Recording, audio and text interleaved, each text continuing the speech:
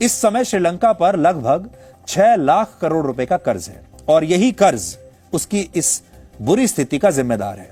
लेकिन भारत के केवल एक ही राज्य तमिलनाडु पर इस समय 6,60,000 करोड़ रुपए का कर्ज है। तो आप समझ लीजिए कि तमिलनाडु पर श्रीलंका से भी ज्यादा का कर्जा है।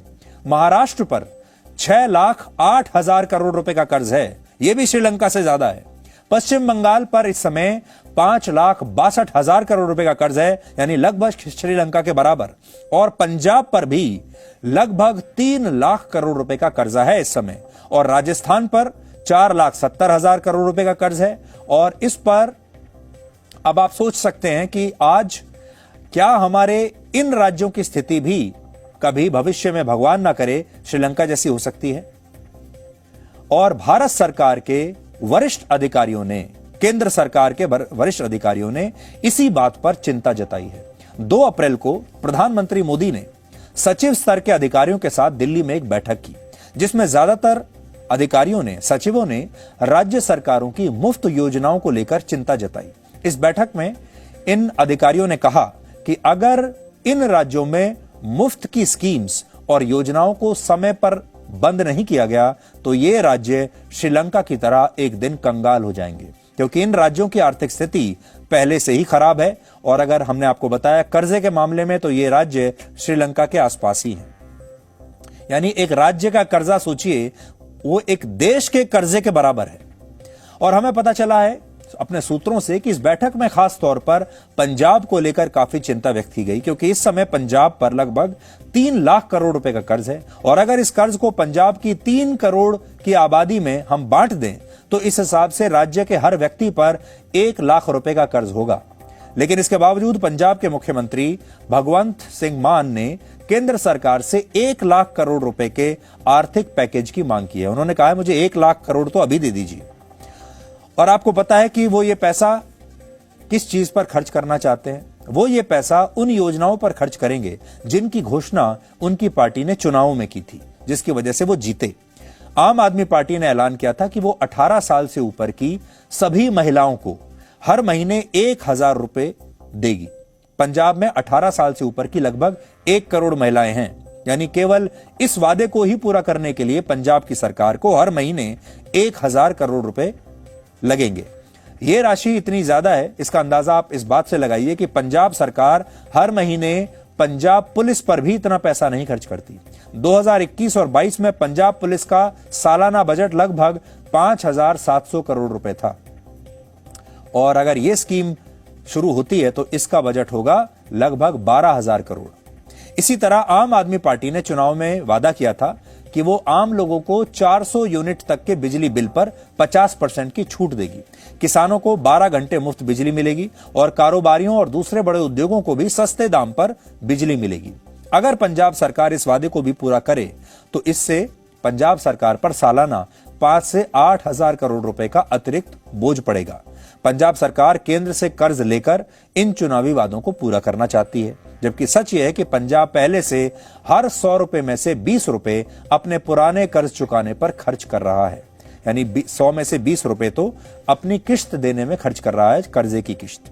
पिछले साल पंजाब सरकार ने राज्य पर जो 1 लाख करोड़ रुपए खर्च किए, उनमें से 20,000 करोड़ रुपए उसने सिर्फ ब्याज के रूप में चुकाए थे, जबकि 11,500 करोड़ रुपए पेंशन और रिटायरमेंट बेनिफिट्स पर, 27,500 करोड़ रुपए सरकारी कर्मचारियों की तनख्वाह पर और लगभग 44,000 करोड़ रुपए दूसरी चीजों पर सरकार ने अन्य चीजों पर खर्च किए। हालांकि पंजाब अकेला ऐसा राज्य नहीं है जहां लोगों को मुफ्त बिजली, पानी और दूसरी सुविधाएं दी जा रही हैं। हमें यह पता चला कि इसी बैठक में दिल्ली, तेलंगाना, आंध्र प्रदेश और पश्चिम बंगाल जैसे राज्यों का भी जिक्र किया गया है। इस समय दिल्ली में 200 यूनिट तक बिजली मुफ्त है, पानी मुफ्त है, मोहल्ला क्लिनिक में इलाज मुफ्त है, सार्वजनिक जगहों पर इंटरनेट मुफ्त है, बुजुर्गों के लिए तीर्थ यात्रा मुफ्त है, पानी और सीवर के नए कनेक्शन मुफ्त है। इसके अलावा मुफ्त की और योजनाएं भी दिल्ली में चल रही हैं। और यह स्थिति तब है जब वर्ष 2020 तक हमारे देश की राजधानी दिल्ली पर भी 1,07,000 करोड़ रुपए का कर्ज था। यानी दिल्ली पर भी 1 लाख करोड़ का कर्ज है। आंध्र प्रदेश में भी मुफ्त सरकारी योजनाओं की सूची बहुत लंबी है। वहां 27 लाख आदिवासी महिलाओं को सालाना 15,000 रुपए की आर्थिक मदद मिलती है। बुजुर्गों को वृद्ध पेंशन के रूप में हर महीने 2250 रुपए मिलते हैं। हाल ही में वहां की सरकार ने राज्य के 1.5 करोड़ लोगों का मुफ्त में हेल्थ इंश्योरेंस करवाया है और कॉलेज में पढ़ने वाले 14 लाख छात्रों की फीस भी उन्होंने माफ की है। आंध्र प्रदेश की सरकार अपने लोगों को मुफ्त का यह लाभ तब दे रही है जब उस पर 4.5 लाख करोड़ रुपए का कर्ज है और यह पैसा चुकाने के लिए उसके पास कोई पैसा नहीं, ये कर्ज चुकाने के लिए। इसी तरह तेलंगाना पर 3,30,000 करोड़ रुपए, पश्चिम बंगाल पर 5,62,000 करोड़ रुपए का कर्ज है। लेकिन इतना भारी भरकम कर्ज होने के बावजूद ये राज्य वही गलती कर रहे हैं जो श्रीलंका ने की, यानी ये मुफ्त की राजनीति से अपने राज्यों को आर्थिक रूप से नुकसान पहुंचा रहे हैं। वर्ष 1991 में भारत को गंभीर आर्थिक संकट का सामना करना पड़ा था और विदेशी मुद्रा के लिए अपना गोल्ड रिजर्व यानी भंडार में जमा सोना भारत को तब गिरवी रखना पड़ा था।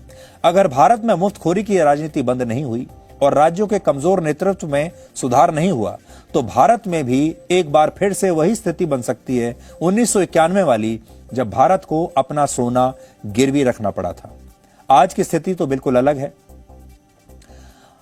मुफ्त की यह राजनीति कैसे एक अमीर देश को भी कंगाल कर सकती है, इसलिए यह मत सोचिए कि आपके साथ ऐसा नहीं हो सकता, आपके साथ भी ऐसा हो सकता है। इसका एक बड़ा उदाहरण है वेनेजुएला। आज आपको वेनेजुएला के बारे में जरूर पता होना चाहिए।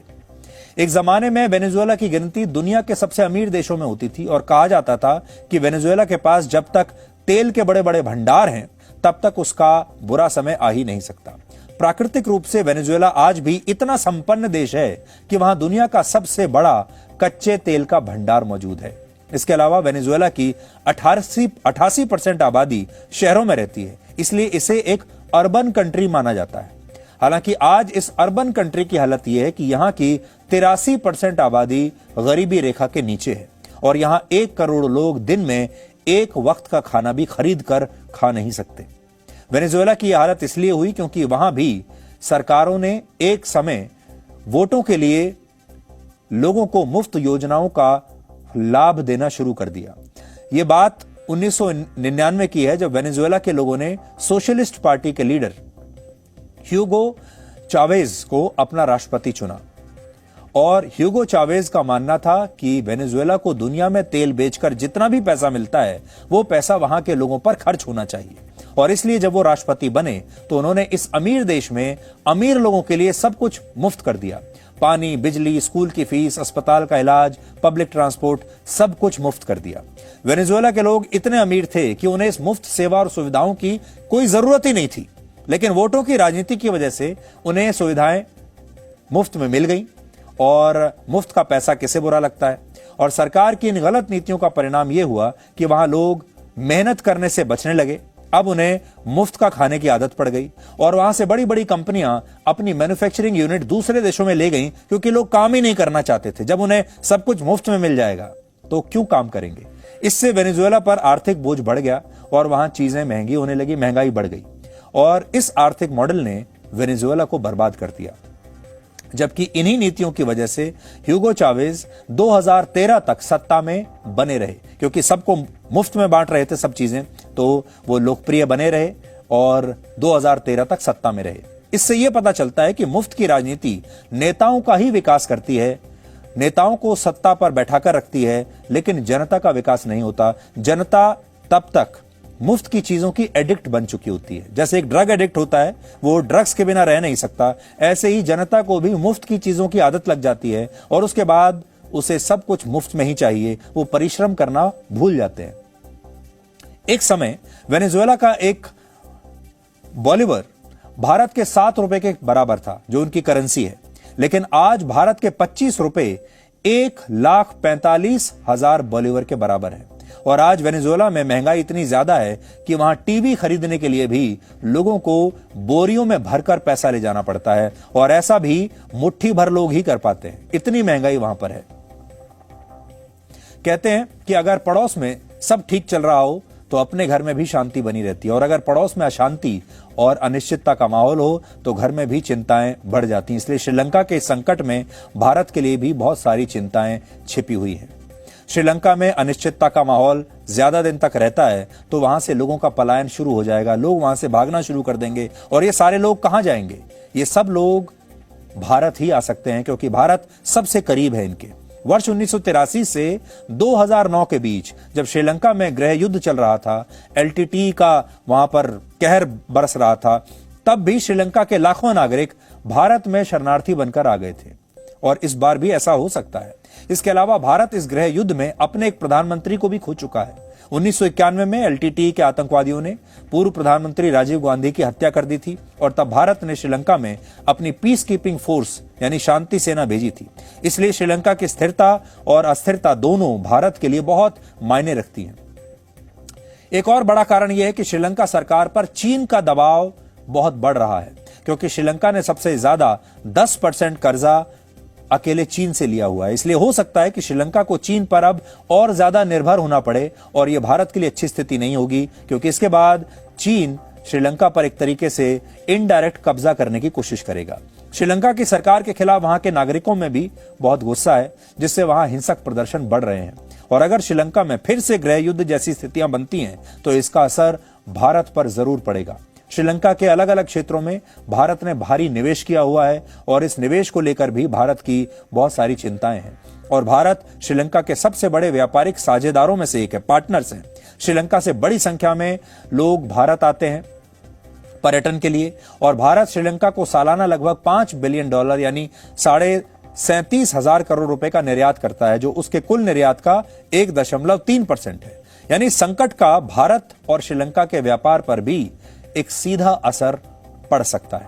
इसलिए आज हमें यह समझना होगा कि हमारे आसपास जो कुछ हो रहा है वो उससे हम अछूते नहीं रहेंगे। और दुर्भाग्य देखिए कि इस समय भारत के चारों तरफ जो हमारे जो पड़ोसी देश हैं, ज्यादातर देशों में इस समय कोई ना कोई क्राइसिस चल रहा है। श्रीलंका में चल रहा है, पाकिस्तान में चल रहा है, म्यांमार में चल रहा है, अफगानिस्तान में तालिबान की सरकार आ गई है, तिब्बत में भी हालात अच्छे नहीं हैं। और आप देख ही रहे हैं कि चारों तरफ किस तरह का माहौल है। अच्छी बात बस ये है कि भारत इन सारे देशों में, अस्थिर देशों के बीच में एक बहुत ही स्थिर शक्ति की तरह खड़ा हुआ है। भारत आज इन्हें दवाइयां भी भेजता है, पैसा भी भेजता है, खाने का सामान भी भेजता है और इनकी हर तरीके से मदद कर रहा है। और सोचिए कि इन्हीं देशों के बीच में, इसी इलाके में रहते हुए भारत ने कितनी तरक्की की है।